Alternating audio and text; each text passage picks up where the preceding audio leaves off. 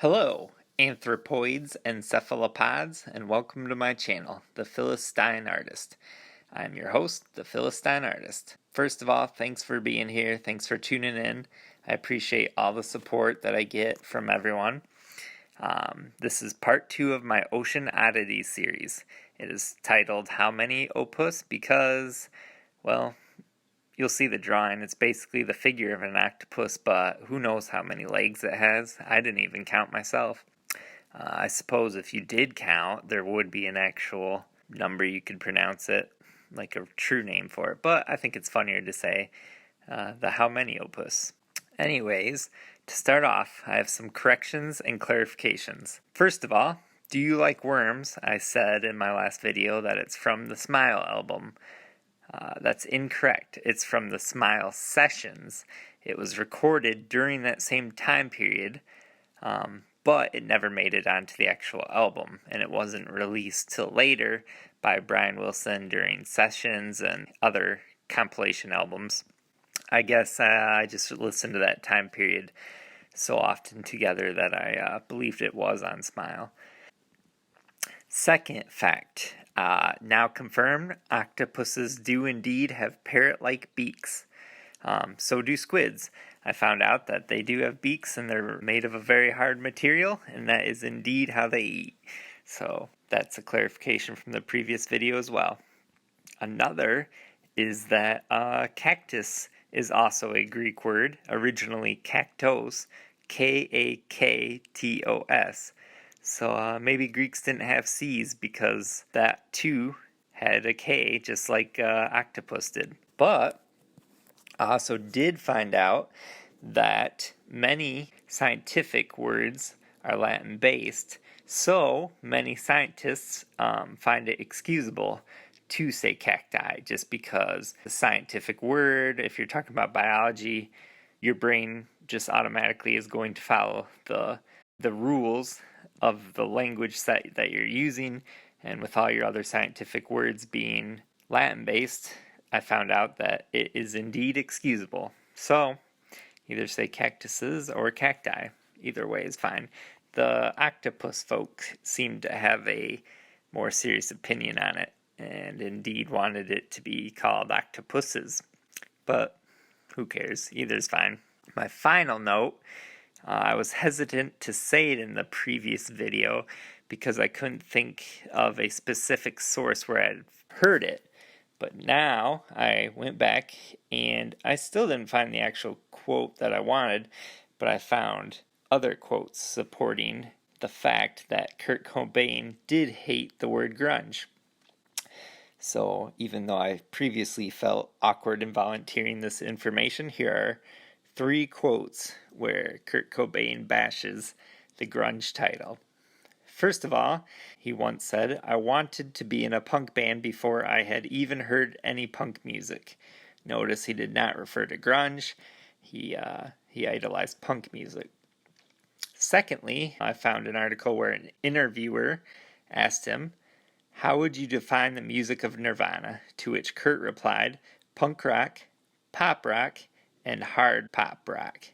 No mention of grunge whatsoever in there. And finally, Kurt was once quoted as saying, "Grunge is dead." So he probably wasn't too optimistic about the genre. I also found out, I read an article about the music critic that he accredited the term to. It seemed positive, but I guess he hated getting grouped into the grunge genre, which he is pretty much known exclusively for as creating these days. How ironic. So yeah, that's my corrections and clarifications from the previous video, which was Ocean Oddities Part 1. Thanks for being curious enough to come back for Part 2. I got some great octopus facts for you this time around. The first, which I find super entertaining and interesting, is the fact that octopuses have multiple ways to escape predators, and they're all pretty cool. The first way that they could escape a predator that gets too close is they could shoot themselves forward from They expel water from a muscular tube called a siphon, and that propels them through the water. I guess how I picture it is kind of like a little rocket under the water. They fill that up, shoot it out, and they're propelled away quickly, far quicker than they could otherwise swim. The second way that an octopus can avoid being eaten by a predator is they can release a cloud of black ink, which of course would obscure them and make it hard for them to find, and it also dulls the predator's sense of smell. I guess it messes with them, and sometimes some of those creatures live at the bottom of the ocean, so they're not necessarily exclusively hunting by eyesight, so then it would be even more detrimental to have this inky cloud all over you and messing with your senses. That's that's a classic octopus move. There's a joke about it in Finding Nemo. There's tons of cartoons where they ink. Pretty humorous, but a serious way for them to avoid getting eaten, actually. Pretty cool. The final and third way that many octopuses, well, there's actually kind of one more way, but the final big way that they escape predators is they're excellent at camouflage. They're kind of like a chameleon. They can change their color to fit their surroundings. They're pretty amazing at it too. They can even make little patterns along their skin to blend in with even rock formations and individual crevices. They can change. Half their body could be like a brownish to look like the rocks, and the other half could be a tan to blend in with the dirt, or exotic coral colors. They're really good at it. It's pretty crazy. Like I said in my first video, these are some of the attributes that remind me of aliens. This is why I think octopuses are such crazy creatures. It's amazing and it's great, but who would think one animal would have such exotic attributes on just itself? Cool. The final way I hinted at that they can kind of escape predators is the fact that they have no bones. The only hard material on them is their beaks. So basically, in a weird way, whatever they can fit their beak through, they can fit through.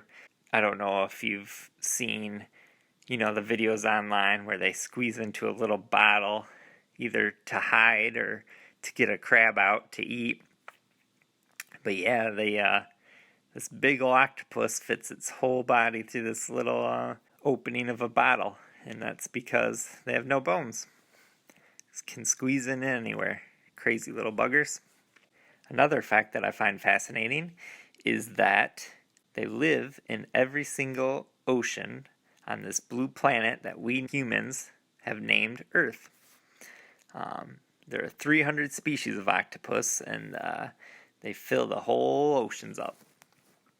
Not completely. I mean, there's still room for fish and whales and water and such, but yeah, every single ocean has a species of octopus living in it. That's pretty cool. It's pretty wild to me just because there's such variance in temperature and prey for them to eat, different corals, different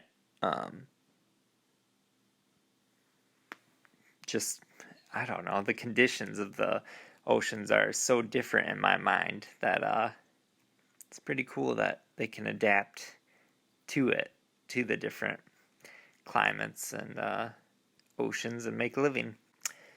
I guess, an example of that would be like humans.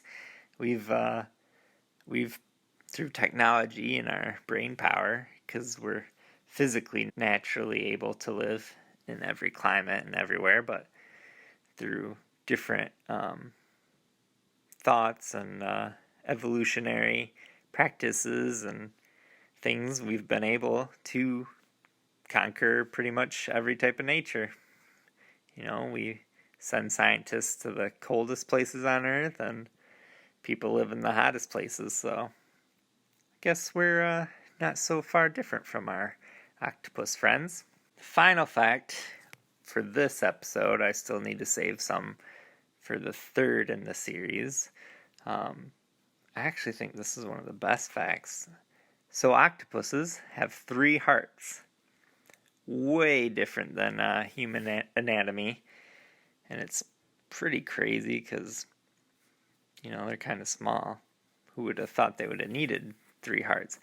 But anyways, one of the hearts is responsible for pumping blood through its organs, and the other 2 pump blood through its gills. That's according to the World Animal Foundation.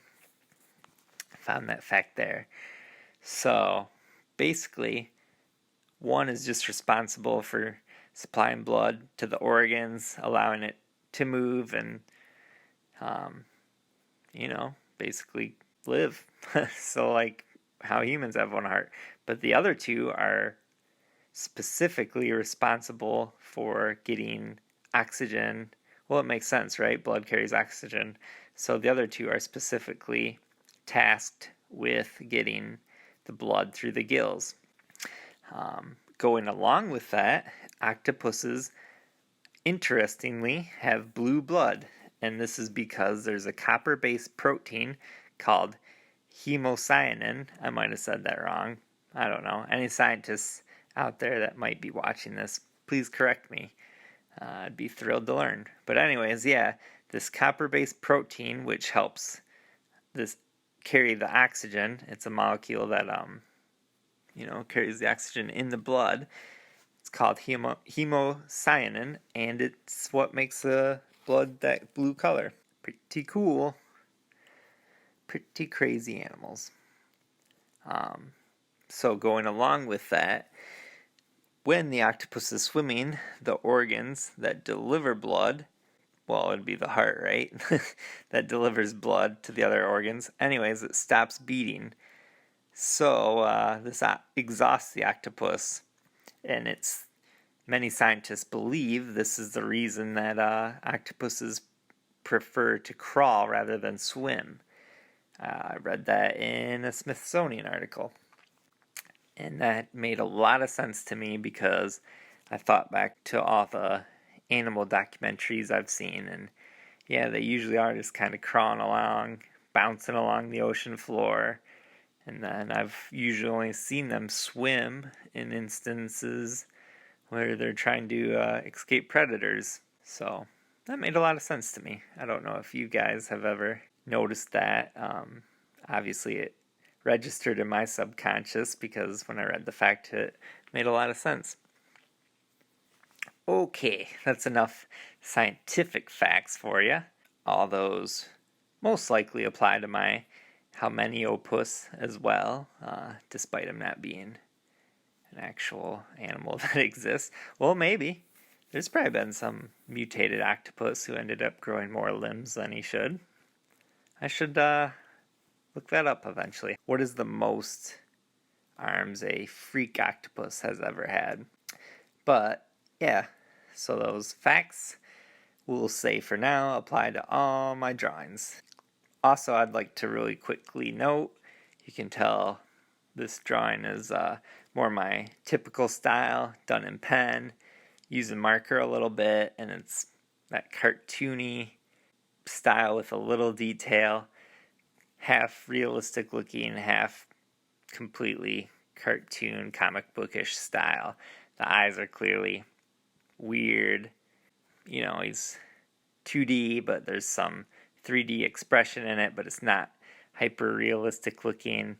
I said I wanted to try to make all 3 in this series not only a different concept, but using a different style as well. So the first drawing was really cute, simple, and this one's more my typical style. Who knows what I'll do for the third drawing.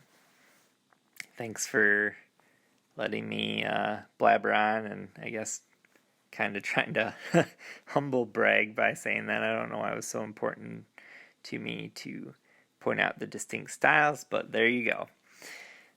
On to music time. So I have 3 facts for you, as I try to do in every long video. Can't fit them all in the short videos, obviously. My first fact comes to you from the White Duke, David Bowie.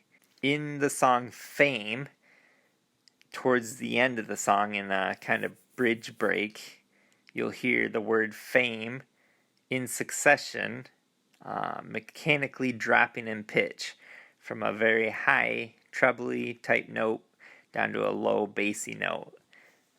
I was about to sing it, but I don't want to embarrass myself, so you would know the part. It just goes fame, fame, fame, fame, all the while dropping in pitch, getting lower.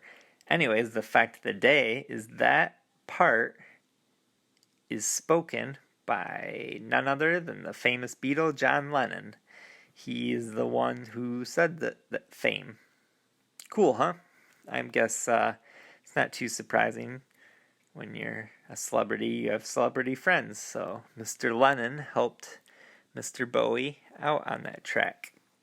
Side note, I've noticed a lot of Europeans or Irish and British people in their dialect say Bowie, David Bowie. I always say David Bowie, like a O instead of ow. Just something I've noticed.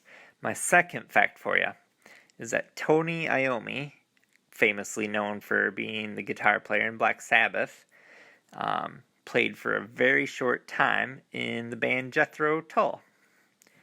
Pretty funny mashup right there, picturing Mr. Iommi in Jethro Tull, the famously minstrel type rock and roll with their flutes and their weird little loop music, whereas Iommi's, the founder of heavy metal.